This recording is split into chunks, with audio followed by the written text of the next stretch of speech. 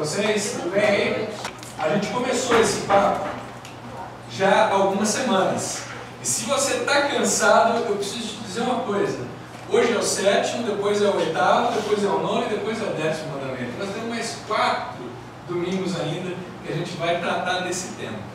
Então não desista, persevere, tenho certeza que esses dias vão ficar na sua memória e vão ser muito bons para vocês, para mim, para nós. Bem, semana passada a gente falou sobre o 6º mandamento. Qual que é o 6º mandamento, gente? Não matarás. E a gente conversou sobre o seguinte: o 6º mandamento, ele nos ensina a gente valorizar a vida. Ou seja, se você é um discípulo de Jesus, valoriza a vida independente da circunstância, da situação. Você valoriza a vida, ponto final. Deixa as questões polêmicas, eutanásia, aborto, pena de morte, para você refletir sobre isso, tá? Mas lembra que o verbo matar aqui nesse texto, ele pode ser lido como: não assassinarás, não cometerás homicídio, uma agressão física que venha tirar a vida de alguém. Então, fica para você pensar que não é simplesmente o ato de tirar uma vida que o mandamento está dizendo, mas o mandamento está dizendo quando a gente se move na direção de alguém para tirar a vida dessa pessoa. Mas também a gente viu semana passada que Jesus releu e interpretou esse mandamento, como ele sempre foi interpretado, de uma maneira muito mais profunda. Então ele disse para os seus discípulos o seguinte: olha, vocês acham que matar fisicamente é só isso que Deus está falando aqui? Não. Qualquer um que irar-se contra o seu irmão já corre o risco de ser julgado, de ir para o tribunal. Qualquer um que chamar o seu irmão de louco já corre o risco de ir para o fogo do inferno. Ou seja, Jesus vai dizer para a gente que existem formas secretas de homicídio. Não são só formas físicas. A gente pode matar pessoas através da amargura que a gente vai carregando ao longo dos anos e criando aquele cemitério cheio de defuntos dentro de nós. Pessoas que nos afrontam, que nos ofendem, e a gente mata, a gente assassina essas pessoas no nosso coração. E a gente vai se tornando grandes coveiros de nós mesmos, reféns de sepulturas dentro de nós. Eu sei, aqui não tem esse problema. Eu sei que ninguém aqui mata ninguém com amargura, ninguém tem esse problema. Então, fica um conselho para você dar para um amigo seu que de repente tem esse tipo de problema. Mas também a gente mata pessoas através de palavras. Palavras que podem não tirar a sua vida física, mas marcam a sua vida inteira. Muita gente na infância foi morto com palavras e carregam isso até hoje. E é preciso se render a Jesus para que Ele possa te libertar e te tirar essa morte. Mas eu e você também, à medida que a gente vai vivendo com amigos, à medida que a gente vai vivendo com igrejas, vocês já perceberam? A gente vai ganhando intimidade com as pessoas, a gente vai aprendendo os pontos fracos das pessoas. A gente vai vivendo com marido, com mulher, com filho, com o pessoal do trabalho, e à medida que os anos se passam, a gente começa a descobrir os pontos fracos e quais são as palavras mortais. Quando tem uma discussão federal, você sabe exatamente qual carta você tira da manga e na jugular do cabra. E aí o cabra não aguenta. Jesus vai dizer para a gente que a gente pode matar pessoas também dessa maneira. Bem, hoje a gente vai conversar sobre o 7º mandamento. Eu preciso tomar uma água aqui, geladinha, obrigado, Liliane.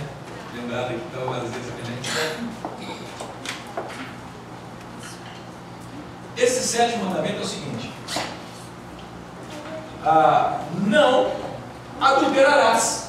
Simples assim, ponto. Não adulterarás. E eu tenho hoje à noite mais ou menos 45 minutos para tentar convencer você que vive numa cultura sensualizada, altamente sensualizada, uma cultura gerada pela Rede Globo, pelos filmes de Hollywood. Eu tenho 45 minutos para convencer você de algumas coisas. Só que eu não vou convencer ninguém.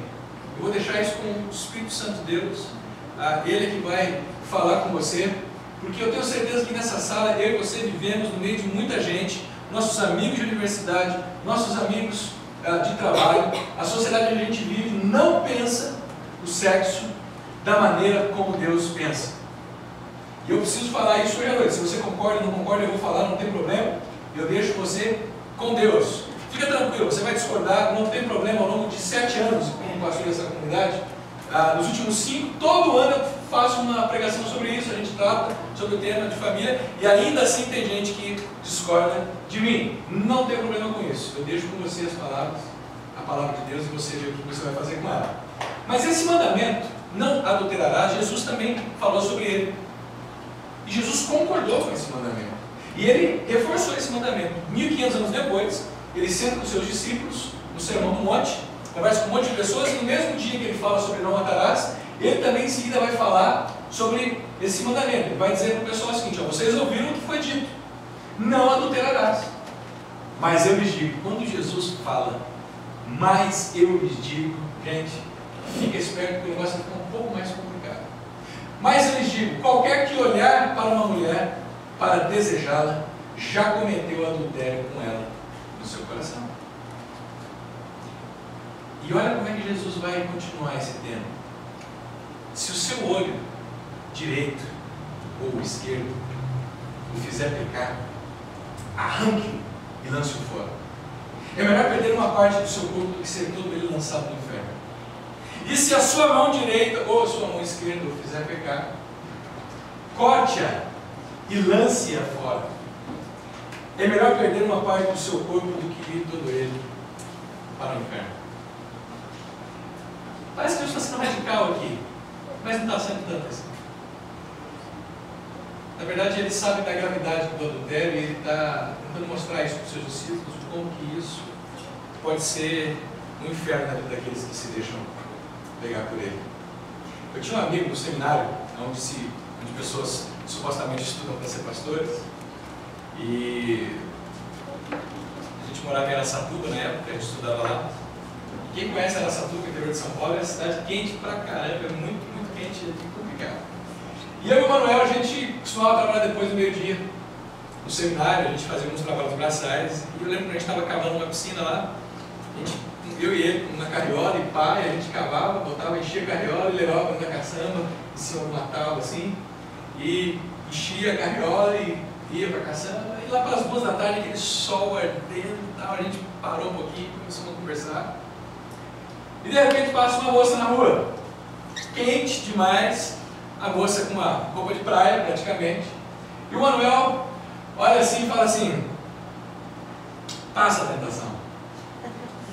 Passa a tentação. Mas passa bem devagarzinho. E aí eu falei, ô Manuel, que é isso, rapaz? Ele falou, ó menina, vai botar uma roupa, mas não agora, depois eu ponho.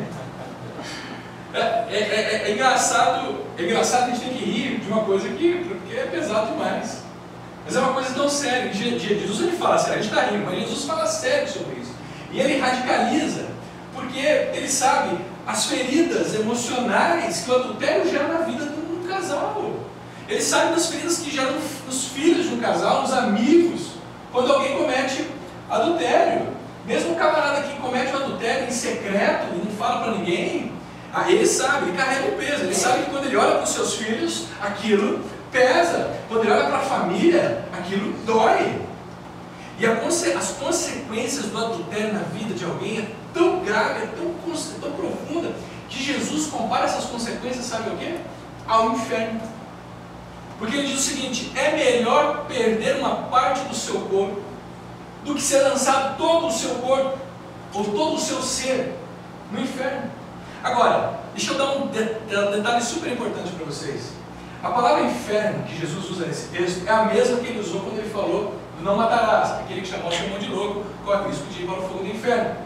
A palavra inferno aqui não é a palavra comumente usada para inferno, punição eterna. Aquela punição, aquele estado de distanciamento, de separação de Deus eterno. A palavra inferno que Jesus usa aqui se refere a um vale que havia perto de Jerusalém, o Vale de Rinom. O que era o Vale de Rinom? Na época do profeta Jeremias, o povo de Israel se entregou ao deus Moloque e começou a sacrificar os seus filhos ao deus Moloque, no Vale de Rinom. Então aquele vale virou um palco de idolatria. Por isso naquela época Deus chamava Israel de infiel, porque Israel tinha deixado de adorar a Deus e começou a sacrificar os seus filhos a Moloque. Pois bem, o rei Josias, que foi um grande rei de Israel, quando assumiu o poder, ele profanou aquele vale, ele acabou com aquilo. e transformou o vale de Rinom, sabe por quê? Num grande aterro sanitário, num lixão. Se você passasse quilômetros de Jerusalém, você conseguia sentir o cheiro desse aterro sanitário chamado o Vale de Rinom, onde o fogo constantemente, as chamas iam queimando constantemente aquele lixo. Sabe o que Jesus está querendo dizer quando ele fala que é melhor a gente cortar uma mão, lançar o olho, arrancar o olho, do que ir todo o corpo para o Vale de Rinom? Ele está dizendo que é isso que espera aquele que flerta com o adultério.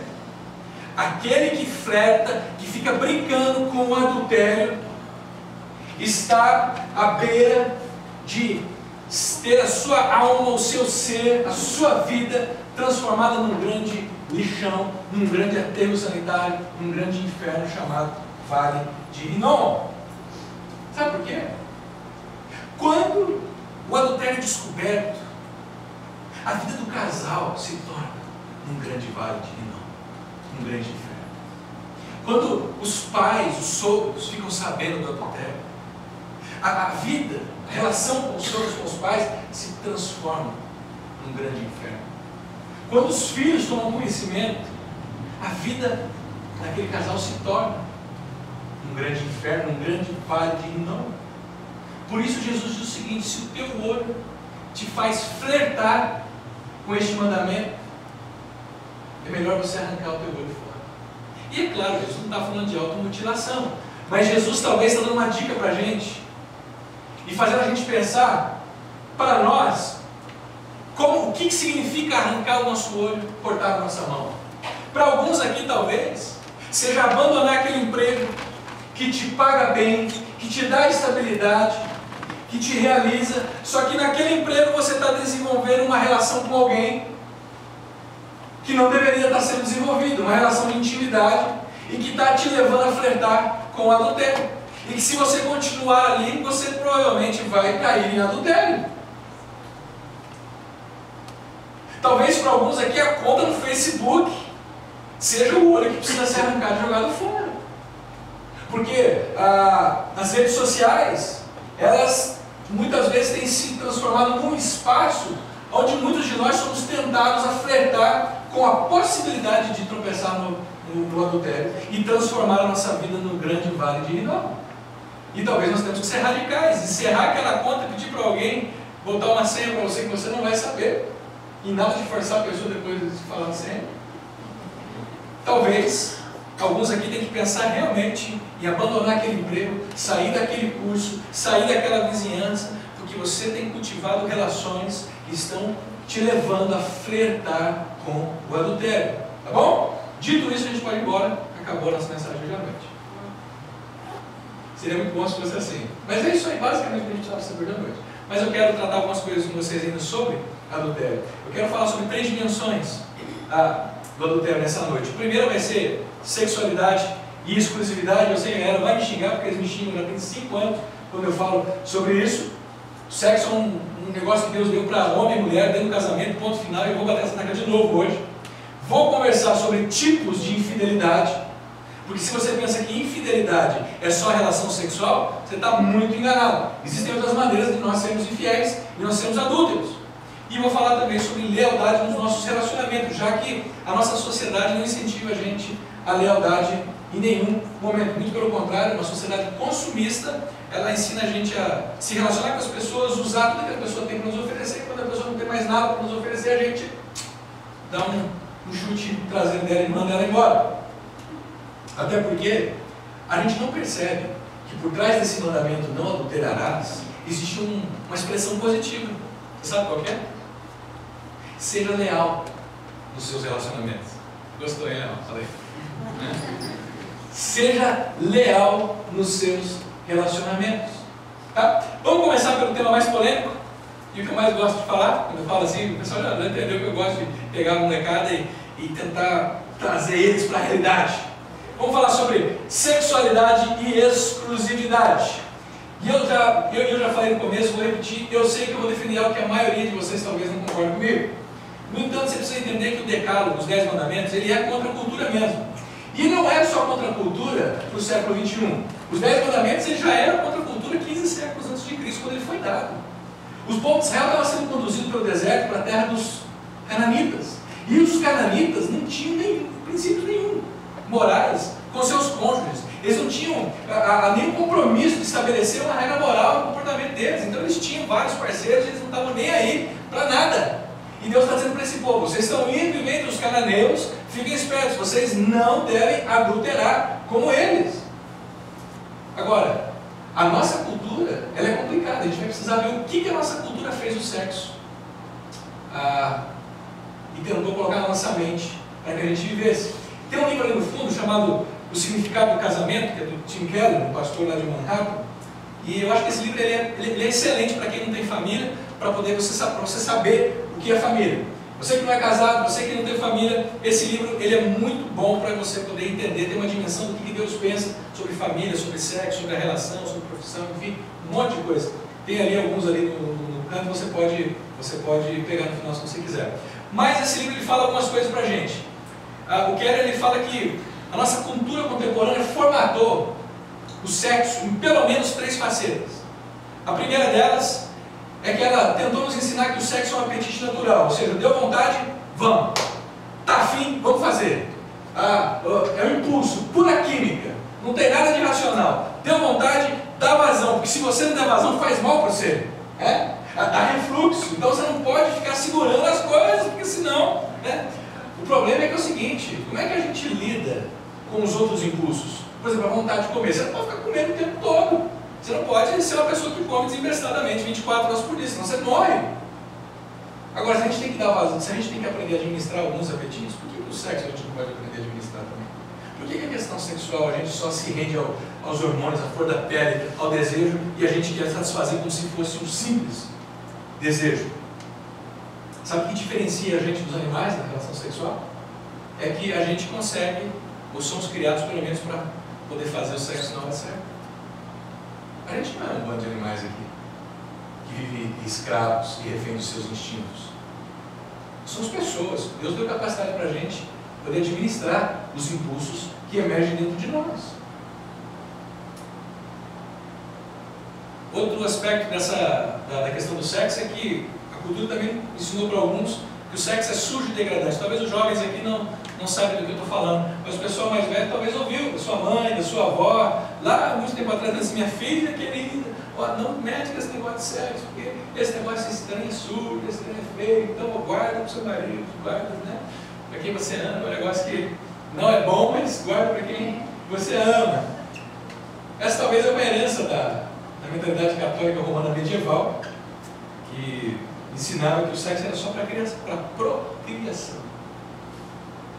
Mas hoje tem gente que acha, gente muito religioso, evangélico, católico, que acha que o sexo é um negócio tão sujo, feio, que quando um casal faz sexo parece que o Espírito Santo sai fora do quarto. Ou os anjos fecham os olhos, tampam os ouvidos e ficam lá, não estou vendo, não sei o que estou fazendo. Como se Deus não tivesse dado o sexo no presente para seres humanos poderem desfrutar dele numa relação, numa hora certa, com a pessoa certa, da maneira correta. Tem gente que se esquece que Deus criou o sexo antes da queda, antes da ruptura com Deus. Lá em Gênesis, quando Deus pega a Eva prontinha, forma ela, cria ela e apresenta para Adão, ela está nua, está peladinha. E Adão olha, acorda e fala assim: uhul! Eita! Não é assim, você fala? E aí Adão fala: Deus, agora sim o negócio faz sentido, porque eu estou aqui nesse jardim já tem um tempo, eu só estou vendo todo mundo ao som de Claudinho, bochecha, do sol lá, e eu estou aqui sem minha parceira. Agora gostei, o senhor acertou. Eva, bonitona, lindona, que prazer, meu nome é Adão, vamos conversar ali? Vamos trocar uma ideia? E ali a Bíblia diz que Adão conheceu Eva. Esse que conheceu ela não é do prazer, eu sou Adão, eu gosto disso, eu gosto daquilo. Não, eles provavelmente se enfiaram lá para umas campinas, lá, uns matos, lá, umas cachoeiras e consumaram o ato. E não fica com essa cara de constrangido eu falando essas coisas. Porque é isso, o sexo é um negócio belo, um negócio bom que Deus deu para que duas pessoas, homem e mulher, pudessem desfrutar disso numa relação de aliança, de compromisso. dentro de uma relação de casamento. E o que acontece é o seguinte, que quando eles tiveram o ato sexual, Deus sorriu e Deus continua dizendo o seguinte: legal, tudo que eu fiz aqui continua bom, continua perfeito. Deus não tem problema com sexo, você precisa entender isso. Pelo contrário, Deus deu o sexo como presente, para que no lugar certo, na hora certa, seres humanos pudessem desfrutar. Fora desse contexto de casamento, presta atenção, e aqui que a rapaziada chega comigo. Fora do contexto de casamento, o sexo degrada a alma. Fica tranquilo. Fora do contexto de compromisso, de aliança, o sexo degrada a alma. Mas a nossa cultura também ensinou que o sexo é uma fonte de satisfação. Não é? Final de semana que é bom tem que ter o quê? Vamos lá, gente. Cineminha, shopping, sair com os amigos e sexo. A cultura ensina pra gente que se não tiver sexo no fim de semana, o final de semana não valeu. Se você não tiver um orgasmo no final de semana, ou dois, você não valeu, você não aproveitou direito o seu final de semana. E o grande engano dessa mentalidade é que a gente acha que a gente está em busca de sexo, quando na verdade nós estamos em busca de amor, de sermos amados, de sermos acolhidos, de termos alguém do nosso lado que nos acolha com as nossas limitações, nos aceite com os nossos erros, inclusive. Só que quando pessoas não se sentem amadas, elas buscam o sexo fora da aliança. Quando elas estão carentes de amor, de acolhimento, elas acham que o sexo fora do casamento vai poder ajudar elas, e na verdade não ajuda nada, porque isso é um saco sem fundo, é insaciável. O camarada vai, ele mergulha nessa vida, ele acha que o sexo vai realmente trazer a satisfação que ele precisa, e ele nunca consegue encontrar, porque no fundo o que ele quer não é sexo, ele quer ser amado, ele quer ser acolhido, ele quer desenvolver uma relação que dure o resto da vida. O que a Bíblia fala sobre sexualidade? O Keller vai dizer o seguinte: se a cultura transformou o sexo em apetite, em fonte de satisfação, o Keller vai dizer que o sexo é talvez o meio mais poderoso que Deus criou para ajudar você a se entregar inteiramente a outro ser humano. E Paulo, quando escreve aos Coríntios, ele lembra essas mulheres que costumam ter dor de cabeça, estão sempre cansadas. Ele fala assim: mulheres, vocês têm que lembrar que agora que vocês se casaram, o corpo de vocês não pertence mais a vocês, mas pertence ao marido de vocês. Então para com esse negócio de dor de cabeça todo dia, de que não rola. Mas Paulo também sabia que chegaria numa época em que homens não seriam mais como os homens antigamente e que eles não compareceriam. Então Paulo fala: homens, vocês também.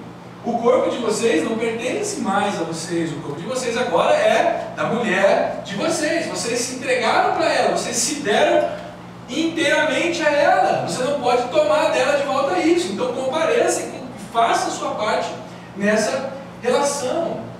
Perceba que se o nível de entrega, sexualmente falando, é algo tão grande, é algo tão profundo, é algo tão poderoso, se o sexo é um meio que pessoas usam para poder se entregar incondicional, inteira e exclusivamente a alguém, isso tem que ser sério.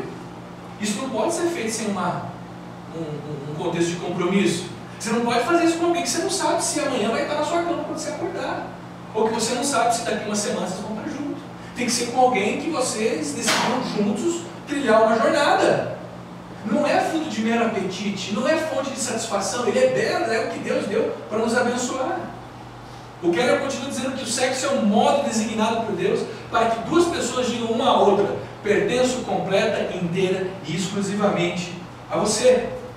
Por isso que Paulo fala que é complicado um homem se entregar a uma prostituta, porque quando um homem tem sexo com uma prostituta, ele está dizendo para ela: pertenço completa, inteira e exclusivamente a você.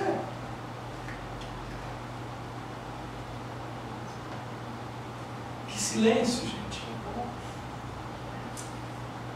Rapaziada, vocês sabem o que eu vou falar. Eu já falei tantas vezes para vocês, mas eu não canso de repetir. Eu gosto, inclusive, de falar isso. Desculpe, jovens dessa geração. Sexo não é brinquedo, não é entretenimento. Adolescentes e jovens aqui presentes hoje à noite. Sexo é para gente madura, capaz de fazer essa declaração aqui: eu pertenço completa, inteira e exclusivamente a você. Sexo é para quem tem maturidade suficiente para assumir esse compromisso com uma outra pessoa. Não é coisa para moleque e para menina ficar brincando. Sexo é para gente grande. E eu continuo dizendo e vou repetir o seguinte: menina, moça, ou você que não é casada, mas já é adulto, você quer que o seu parceiro, o seu namorado ou seu noivo continue um eterno meninão? Sabe o que você faz? O pessoal já sabe a resposta. Continue dando sexo para ele. Continue dando sexo para o seu namorado, e ele nunca vai amadurecer, e ele nunca vai assumir compromisso com você, porque o que ele mais quer, ele já tem. Não é interessante? Na minha época, e eu não sou tão velho assim, a turma não tinha o grande lance de você amadurecer, de você ficar mais velho, era que você ia poder assumir o compromisso, casar com alguém e poder ter sexo. Porque a coisa não era tão liberada como era hoje. Hoje a turma não está assumindo compromisso, não estão entrando nas relações, porque eles têm o que eles deveriam ter no casamento, estão tendo antes. E aí eles nunca amadurecem, nunca assumem a responsabilidade, nunca se entregam completa e inteiramente a ninguém. Eu sei que alguns de vocês não concordam comigo nesse sentido. Eu já tive gente aqui que defendeu o test drive, por exemplo. O que é o test drive? Pastor, não dá.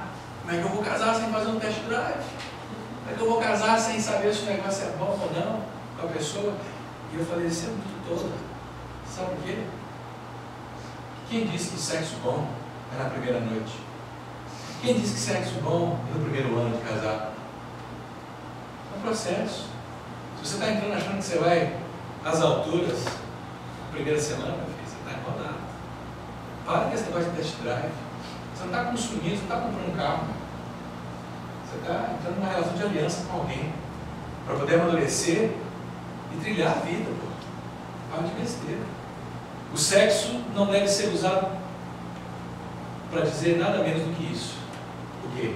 Pertenço inteiro, exclusivamente, totalmente, não sei mais com você. Faz sentido?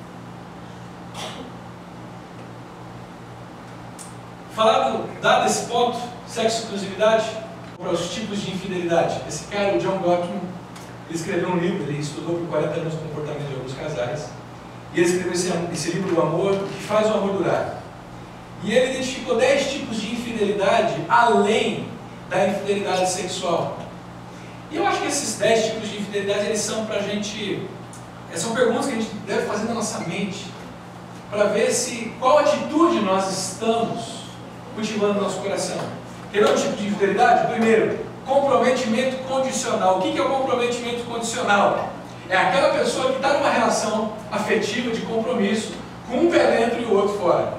Né? É aquele camarada que diz que está dentro, mas cuidado, ele está de olho no mercado. Ele está olhando para fora. Se você tem do seu lado uma pessoa que sempre que você fala sobre compromisso, sobre assumir um negócio mais firme, sobre casamento, a pessoa diz assim, sabe, eu acho que eu não estou preparada ainda para esse trem, sabe? Cuidado, essa pessoa está aberta ao mercado. Mas a gente ainda não tem casa própria, a gente não tem carro zero, a gente não tem poupança, a gente não viajou ainda para a Europa, então não dá para casar esse ano. Olha, cuidado, fica dentro, porque pode ser que essa pessoa está com o pé dentro e o outro analisando o mercado para ver se não tem alguma coisa melhor da perspectiva dela. Pula fora, porque essas pessoas estão ocupando espaço na relação, porque ela está contigo, mas do outro lado ela está olhando para ver se vai valer a pena e se não tem algo que realmente fora da relação. Isso é forte, porque eu vejo a turma aí namorando 10, 15 anos. E quando eu falo isso, o pessoal fica chateado comigo, mas é verdade, cara. Você não precisa de carro zero, de carro de casa próprio. Tem de poupança para casar, viu? Isso vale para os pais também, que ficam morrendo de medo de deixar os seus filhos assumirem os compromissos na vida.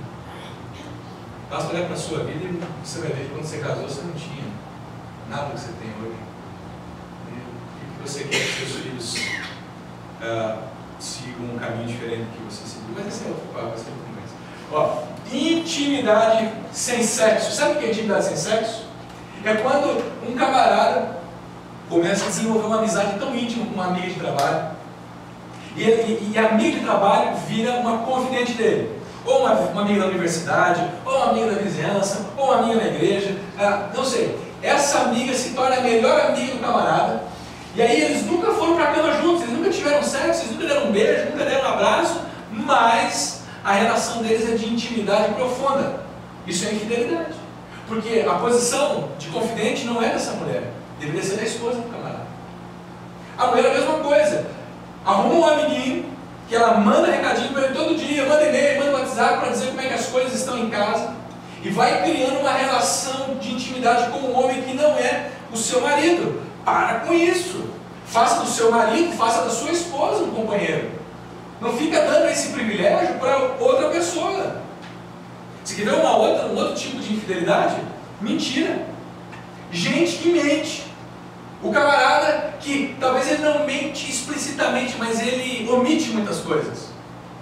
E aí você vai falar para ele, mas por que você mentiu? Você fala, eu queria brigar, sabe? Eu não queria que você soubesse, porque senão ia ficar meio desconfortável o negócio. O camarada que mente, está flertando com o adultério, está sendo infiel e está à beira de lançar sua família num vale de Rinom. Você quer ver um exemplo claro disso? De mentira? Sente só esse vídeo. As pessoas mudam, mas será que é possível ser príncipe encantado durante 54 anos? Bom, se depender do exemplo que está aqui desse casal, acho que sim. O seu Manuel e a dona Maria Ferreira da Silva, que neste ano completam 54 anos de casados. Dona Maria, ele continua sendo dia 25 príncipe? Agora. Dia 25 de fevereiro, completam 54 anos de casado. Parabéns, ele continua sendo príncipe? Com certeza. Não mudou nada, Brito. É mesmo? Graças a Deus, não. Do dia que nós nos casamos até hoje, continua a mesma coisa.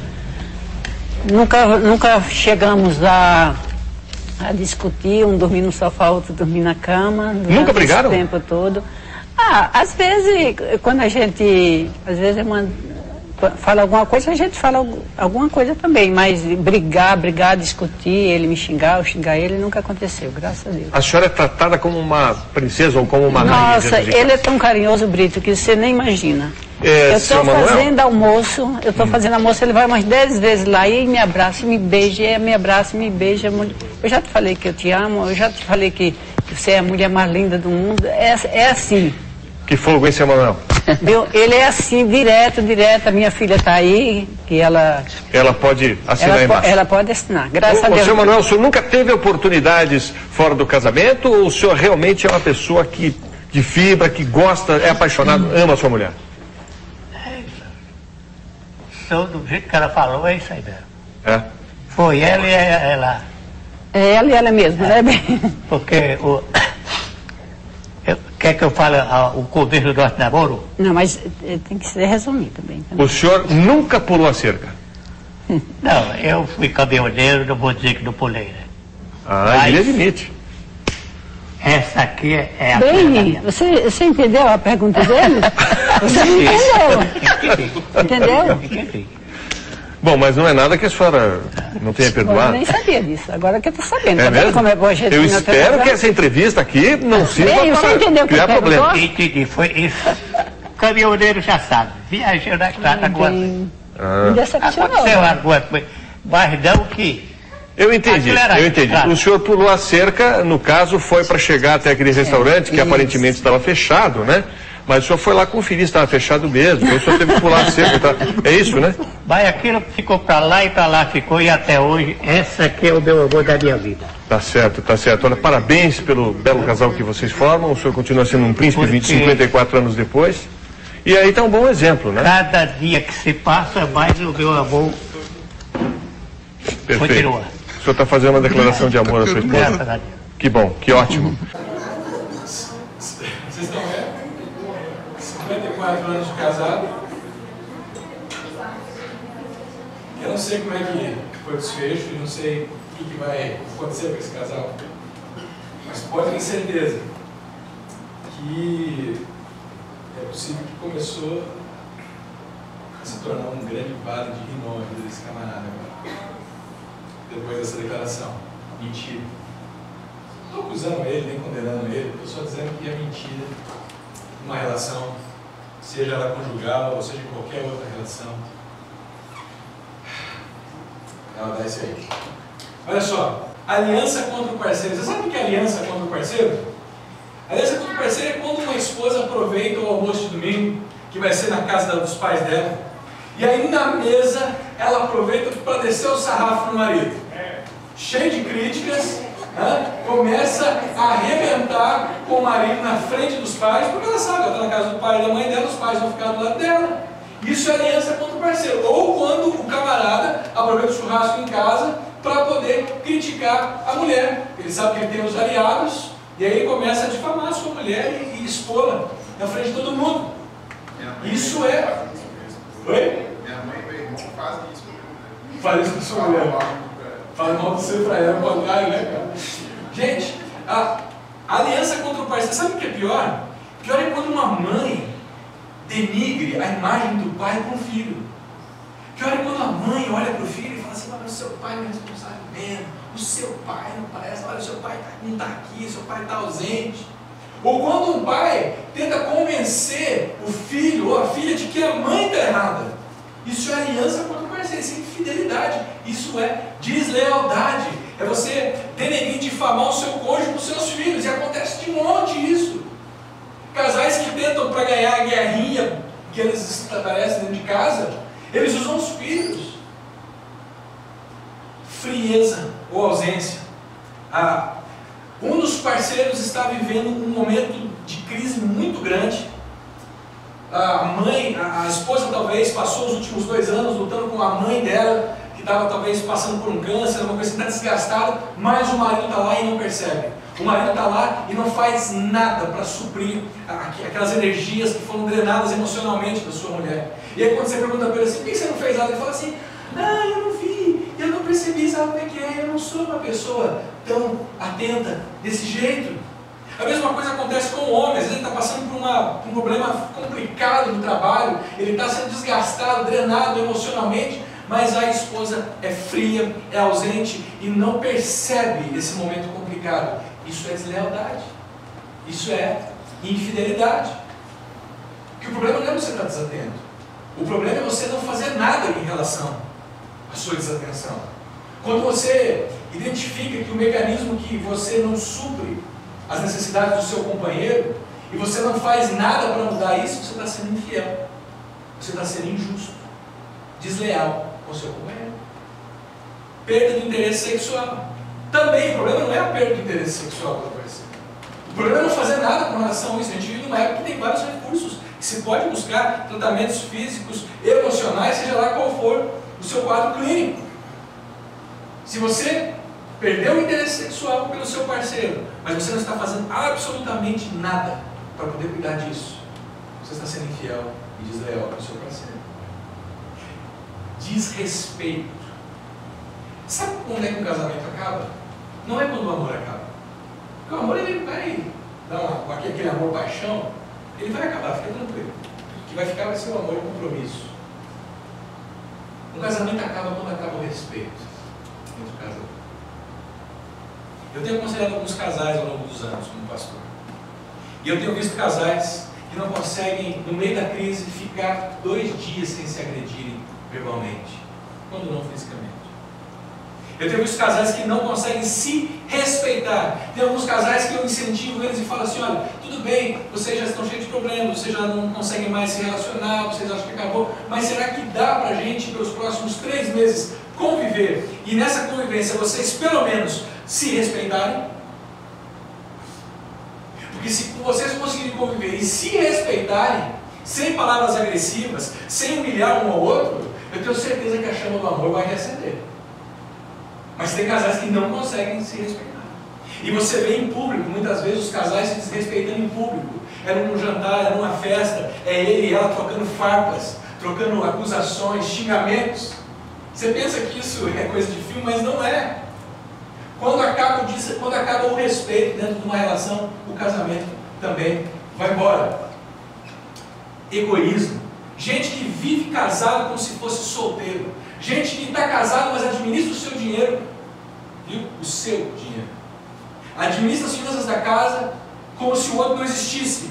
Eles acordam e fazem algumas coisas, a gente vai gastar assim, assim, assado, mas ele ignora totalmente e faz do jeito dele. Gente que, na hora de planejar uma viagem, na hora de planejar um lazer, não leva em consideração a opinião do outro e faz tudo como se só ele fosse a pessoa que mandasse no casamento. Se você vive uma relação de egoísta, eu quero dizer que você não está casado com uma pessoa. Você está, na verdade, sugando uma pessoa com o seu egoísmo, com o seu egocentrismo. Você não ama essa pessoa, você ama a você mesmo, porque você está usando essa pessoa para servir a você mesmo. Quebra de acordo. Sabe o que é quebra de acordo? É quando um casal resolve fazer uma coisa de um jeito, de repente, quando um vira as costas, o outro faz de outro jeito.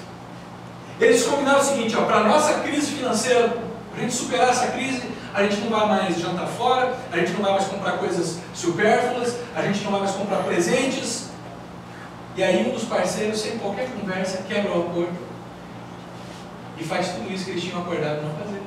Ou eles combinam que vão criar os filhos e estabelecer talvez umas regras para os filhos: olha, o filho não vai fazer, vai fazer assim, assim, essa beleza. Aí, quando o pai não está olhando, a mãe fala assim: pode ir, filho, pode fazer.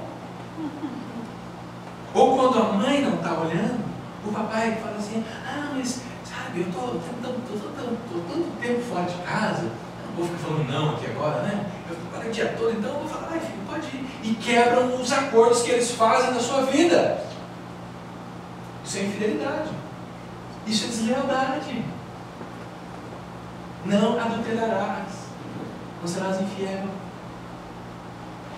E o último tipo de infidelidade, que eu acho o mais complicado: relacionamentos virtuais. Talvez eu vou gastar um tempo aqui.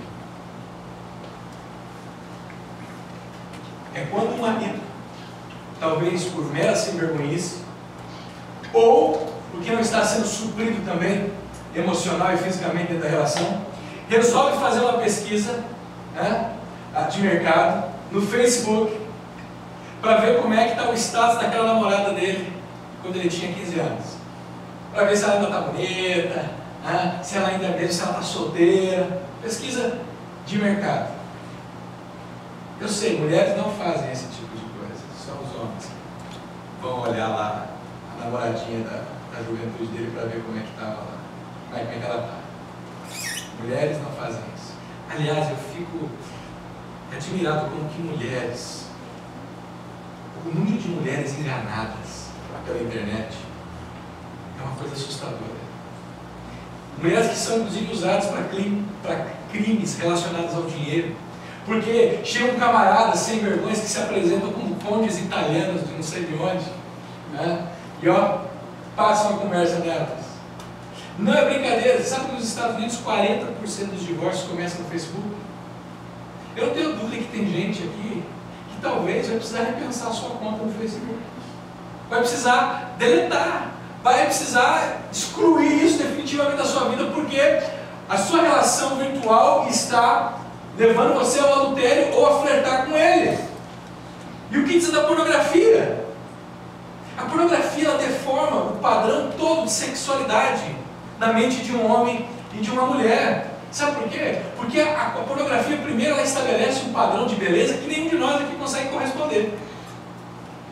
A pornografia mostra homens e mulheres com um corpo, com uma performance que nenhum de nós aqui vai conseguir corresponder ao parceiro. E segundo, a pornografia institui um padrão comportamental. Presta atenção, um padrão comportamental que se o seu parceiro, se a sua parceira for um ser humano digno, ele não vai conseguir corresponder a você.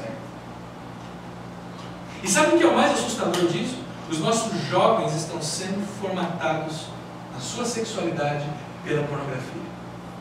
Porque na minha época, eu já contei aqui, quando a gente encontrava uma revista sueca, e os mais velhos sabem do que eu estou falando, não faz essa cara de desentendido. Quando a gente encontrava uma revista sueca, aquilo era uma relíquia. A gente encontrava do nosso irmão mais velho, a gente pegava e escondia debaixo do travesseiro, lá no fundo do guarda-roupa, a mãe não pegar, para de vez em quando a gente poder ir lá e dar uma olhadinha. Mas hoje, 40% das crianças no mundo tiveram o seu primeiro acesso à pornografia aos 9 anos de idade. Sabe o que isso significa? Que E se você dá um tablet para o seu filho, um celular com acesso à internet, um computador, e você não monitora, eu tenho que te dizer, é muito provável que ele já viu pornografia e você está achando que ele ainda está assistindo Galinha Pintadinha. Sabe o que é o problema disso? Nossos filhos estão crescendo achando que sexo é aquilo que eles veem na pornografia. Aí o camarada com 9 anos até os 20 anos, ele cresce achando que mulher é aquilo que ele vê na pornografia. E aí quando ele casa, ele quer uma mulher daquela. Ele não quer mulher, que precisa ser conquistada, que precisa ser trabalhada. Ele não quer mulher que precisa ser amada. Ele quer uma mulher que se comporte igual um homem. Que se comporte conforme o imaginário masculino. E se você consome pornografia, a gente precisa alimentar a nossa relação. Deixa eu falar um negócio, querido. Você está flertando com o adultério. Você está formatando sua mente com algo que vai gerar feridas emocionais gravíssimas e profundas na sua alma e no seu casamento. Você está casado com um homem e com uma mulher feito de pele, carne e osso, que ama a Deus e quer celebrar a vida junto com você, e quer construir família, e quer, apesar dos erros, seguir em frente junto. Você não está casado com um profissional do sexo. Percebe? Como que a gente fica mergulhado dentro de uma cultura? A gente não percebe como que isso nos afeta, a maneira como a gente se comporta. Tá bom, né? Quero terminar falando da lealdade nos relacionamentos. Porque a nossa cultura também fez dos nossos relacionamentos, sejam eles de qualquer natureza, relacionamentos descartáveis. E por causa disso, no ano que vem, nós vamos ter uma série na nossa comunidade justamente sobre esses relacionamentos líquidos que a gente cultiva. Porque é complicadíssima a maneira como as pessoas se relacionam nessa comunidade. Então, ano que vem a gente vai abrir a Palavra de Deus por algumas semanas e vamos falar sobre os relacionamentos descartáveis. Mas até lá, deixa eu dizer uma coisa para você. Quando você pega esse mandamento, não adulterarás, você está vendo que primeiro Deus quer que você estabeleça uma relação de sexualidade plena com uma pessoa que você firmou aliança com ela, que você firmou compromisso, que você se entregou total, exclusivo e inteiramente a ela. Segundo, cuidado, a questão de infidelidade, a questão de adultério não tem a ver só com sexualidade. Eu e você precisamos fazer algumas perguntas a mais na nossa vida se nós não estamos sendo infiéis de outras maneiras, de maneiras mais subjetivas. Terceiro, por trás da declaração não adulterarás existe uma declaração positiva, que é a declaração seja leal nos seus relacionamentos. E a pergunta que a gente precisa fazer é se a sociedade que a gente está inserido em algum momento contribui para nós sermos leais aos nossos relacionamentos, ou ela contribui para que a gente use pessoas e consuma pessoas até quando elas têm algo para nos oferecer. Quando elas não têm mais nada para nos oferecer, a gente descarta elas. A espiritualidade cristã, a fé em Jesus, nos convida para a gente ser leal nas nossas relações. Por exemplo, na relação com os nossos parentes e amigos. Quantos filhos saem de casa e deixam de ser leais aos seus pais em determinado momento da vida? Quantas vezes nas famílias, principalmente nesse final de ano, que a gente está chegando em época de festa, Natal, todo mundo se reúne na ceia do dia 24, e aí no dia 25 de manhã, ou na hora do almoço, infeliz o camarada que tem que ir embora antes. Porque todo mundo que fica lá vai falar dele, fofocar dele, que fulano é isso, quem não está presente sofre. Isso é infidelidade com os amigos, com os parentes. Mas você pode viver diferente. E você pode ser leal e fiel com aqueles que você ama. Fidelidade e lealdade com parceiros profissionais. Sim, eu sei que nas relações comerciais existem fatores que às vezes nos levam a romper as relações comerciais. E eu não tenho dúvida de que essas são decisões maduras que precisam ser tomadas de vez em quando. Mas eu estou falando de uma decisão fútil, que não considera tempo de caminhada, por exemplo. Que não considera que teve uma época que você estava precisando dele. Só que agora que ele está precisando de você, por uma questão mera de lucro, você rompe com ele. Isso é infidelidade. E o decálogo, ele é contra a cultura, ele vai martelando na nossa mente coisas que a gente vai resistir porque a gente está formatado. A gente está vendo a coisa de um jeito, Deus está dizendo para a gente que a coisa é de outro. Lealdade, por exemplo, com os nossos mentores, os nossos líderes. Pessoas que no passado apostaram em você, gente que quando você estava jogado para escanteio, pegou você e trouxe você para o campo, mostrou você para o mercado, investiu na sua vida. Só que agora, que você não precisa mais da influência dessa pessoa, você rompe com ela. Líderes, o seu gerente, o seu chefe, o líder da sua equipe de trabalho. Eu sei que o lance no almoço do emprego, o lance é falar mal do patrão, né? Esse que é o lance, a gente senta para falar mal do patrão. Mas olha, deixa eu dizer para você, a gente vai instituindo uma cultura de infidelidade, de deslealdade na nossa mente, que nós não somos nem capazes de perceber e nem poupar aqueles que nos lideram com lealdade também. Porque tem chefes, tem líderes, tem mentores que olham nos nossos olhos e falam dos nossos erros com amor, querendo ver a gente crescer. Mas quando a gente está na roda lá, a gente está descendo o sarrafo neles e falando deles pelas costas. E claro, não vou deixar de falar com vocês sobre pastores. Né? Como é que pastor é um cara de gente fina. Gente fina quando ele passa a mão na sua cabeça, quando ele vai te visitar e ele ora com você. Mas quando eles começam a confrontar você sobre erros na sua vida e atitudes que estão sabotando a sua vida, eles passam a ser inimigos. A gente rompe. Toda vez que você rompe um relacionamento, querido, deixa eu falar para você, você está deixando de crescer. Você está deixando uma oportunidade de amadurecer. Você está optando por romper e recomeçar achando que você vai achar coisa boa em outro lugar. Nós precisamos cultivar, sim, lealdade e fidelidade com as nossas comunidades cristãs. Muita gente que participa dessa igreja aqui já veio de outras igrejas. E a pergunta que nós temos que ter coragem de fazer é: por que nós viemos de outras igrejas para cá? Qual foi a nossa motivação? E muitos daqui que saem e vão para outras igrejas, eu pergunto a mesma coisa. Eu falo: qual é a sua motivação? Estava orando e Deus me disse para ir. Deixa eu te dizer uma coisa para você. Isso é papo furado. Deus te tira de uma igreja para ir para outra, se Ele quiser te usar especificamente em algo naquela igreja. O que eu estou vendo é pessoas saindo que brigam com fulano, com ciclano e não querem resolver os problemas. E aí saem de uma igreja e vão para outra com a desculpa que Deus mandou. Nós precisamos aprender a cultivar lealdade e fidelidade com as nossas comunidades cristãs. E saber que dentro de comunidades nós temos pessoas imperfeitas e que vai haver problemas sempre.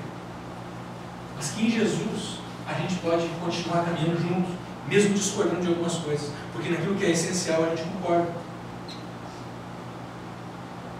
Nossa cultura diz para você: olha, não, se essa igreja não te oferece, a outra te oferece. Se esse cara não pode fazer isso, aquele pode. Se aquela pessoa não pode dar isso, aquela não te dá. Então rompa, quebre os relacionamentos. Mas a espiritualidade cristã está dizendo para mim e para você: seja fiel, seja leal em todas as relações, em todas as esferas da sua vida.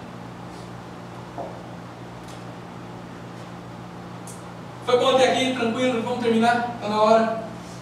Quero que você leve algumas perguntas para a sua casa, para refletir e praticar. Então, nessa noite, você dá uma vasculhada na sua vida, baseado naquilo que a gente conversou. E se você está percebendo que você tem cultivado algumas atitudes, algumas amizades, que estão te empurrando, inclusive sem você perceber, mas eu acho difícil você não perceber. Mas pode ser que tenha algumas pessoas ingênuas. Sem você perceber, está te empurrando para o adultério. Decida nessa noite romper. Romper com a mínima possibilidade de adultério. Principalmente vocês que são casados. Se você percebe que você tem cultivado amizades, se você tem tido iniciativas, você sabe lá no fundo que ela tem uma luzinha vermelha que ela liga, ela fala: cuidado. Então nessa noite você decidiu romper com a mínima possibilidade, para que a sua vida e a vida da sua família não se torne um vale de Rinom, um lixão, um aterro sanitário. no inferno. Porque é isso que vai estar te esperando.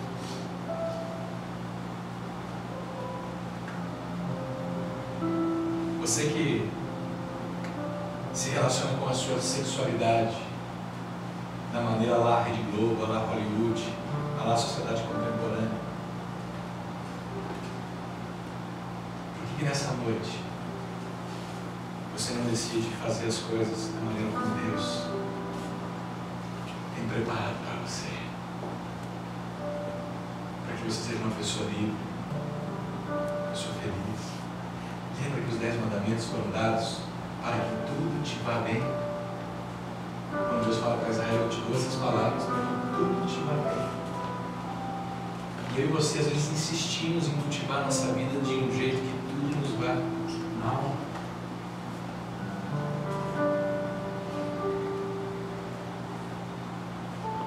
Então você reconhecer essa noite quais são os tipos de infidelidade que você tem cultivado ao longo da sua vida. Talvez você nunca foi infiel sexualmente, mas talvez na relação com o seu cônjuge você tenha mentido.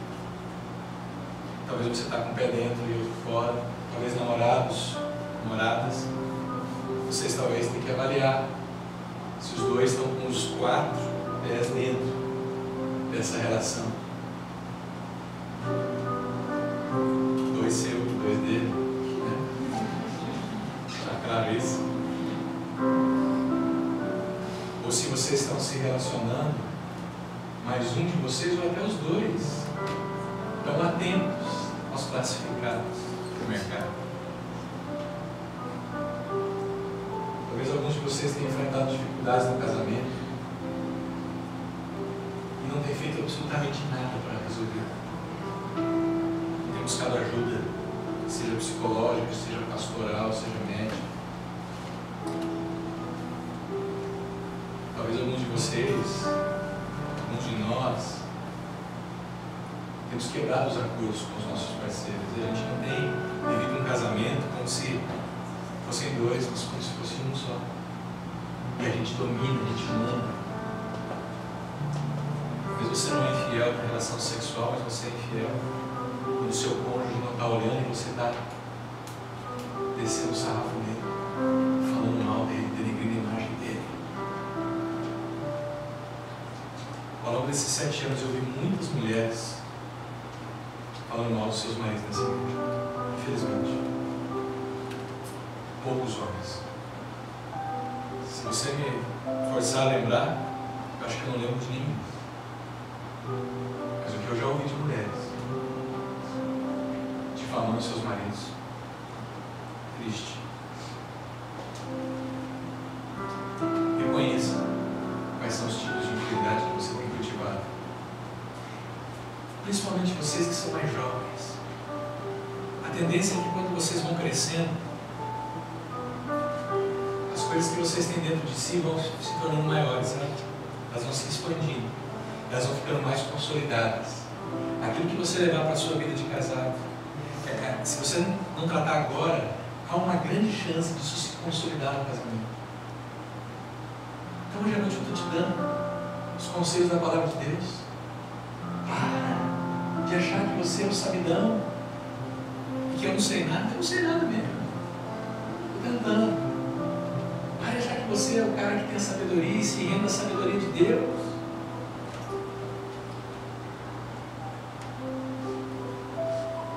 Faz uma decisão hoje à noite. Faz uma decisão pela lealdade, pela fidelidade em todos os seus relacionamentos.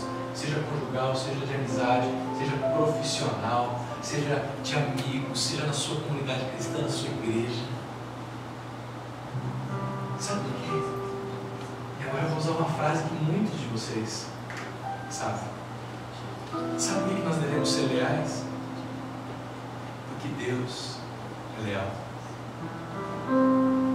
Sabe por que nós devemos ser fiéis? Porque Deus é fiel. Faz mais sentido essa frase agora do que colocar ela no carro? Deus é fiel e por isso eu e você precisamos ser parecidos com Ele nas nossas relações.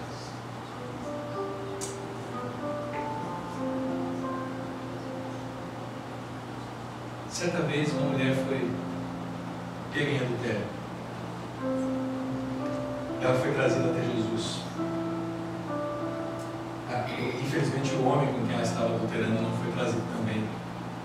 Mas essa mulher foi trazida até Jesus e os seus acusadores exigiam que ela fosse punida, que ela fosse julgada. E Jesus olhou para eles e falou assim: olha, vamos fazer justiça aqui então.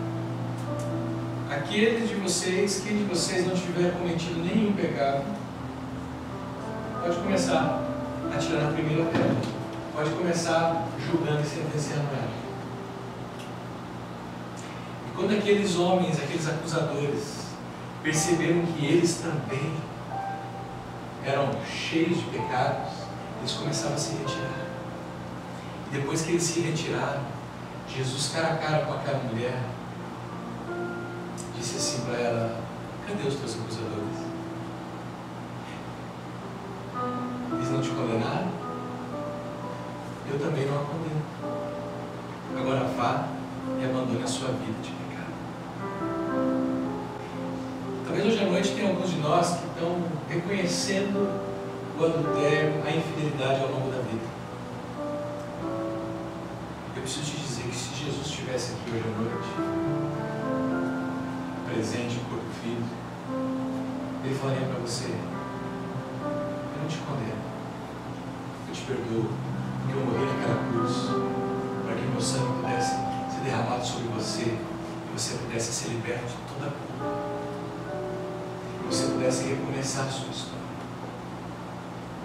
Mas olha, sai daqui hoje à noite e abandone sua vida de pecado. Sai daqui hoje à noite e não peques mais.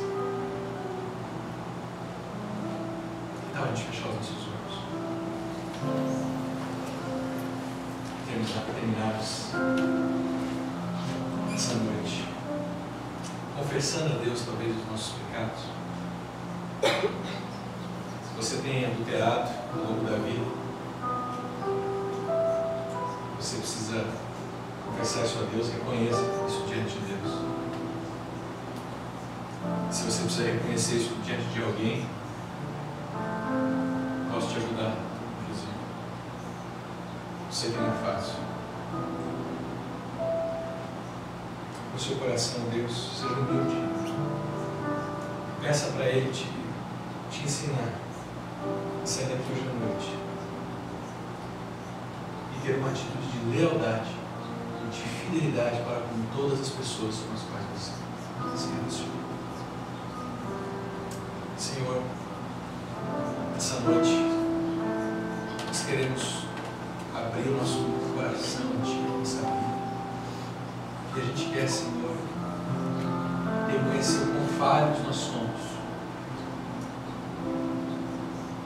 Pai, ao longo da vida a gente vai cultivando certas atitudes, certos hábitos, vamos sutilmente nos afastando de Ti.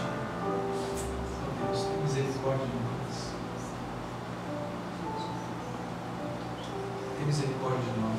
Alguns de nós têm transformado a própria vida num inferno por causa da infidelidade, por causa do adultério, por causa da deslealdade. Nessa noite nós queremos confessá-los diante de Ti. Queremos pedir ao Senhor a Tua graça, o Teu amor, que nos acolhe, possa ser derramado sobre nós e nos revestir de uma nova mentalidade. Que o Teu Espírito Santo essa noite trabalhe no nosso coração de uma maneira que a gente saia daqui com uma maneira diferente de viver e de pensar. Constrói através de nós a lealdade e a fidelidade, Pai. Seja em qual for o relacionamento dessas vidas. Faz essa igreja, essa comunidade, uma comunidade fiel, leal. Leal ao Senhor primeiro, depois leal aos seus irmãos. Faz os cônjuges nessa noite, cônjuges fiéis aos seus cônjuges. Pais fiéis aos seus filhos, filhos leais e fiéis aos seus pais. Faz, Pai, patrões fiéis aos seus funcionários, leais aos seus funcionários. E funcionários leais aos seus patrões. Nos ajuda a caminhar na verdade, transparências, para que o teu nome seja honrado e glorificado nessas coisas. É isso que nós oramos.